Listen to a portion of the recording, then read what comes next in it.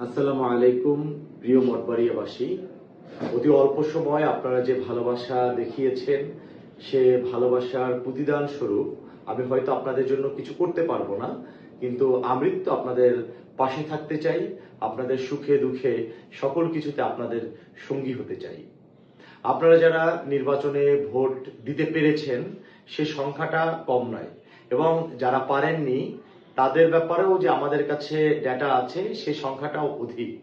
এবং যাদেরকে বিভিন্নভাবে ভোট প্রদান করতে গিয়ে তার ভোট বাধা প্রদান করে, তাকে ছবি তুলতে বলে, তাকে দেখিয়ে ভোট দিতে হবে বলে, অথবা সিসিটিভিতে দেখা যাচ্ছে বলে ভোটটা অন্য একটি মার্কায় চলে গিয়েছে, সেটা সংখ্যাও কম নয়।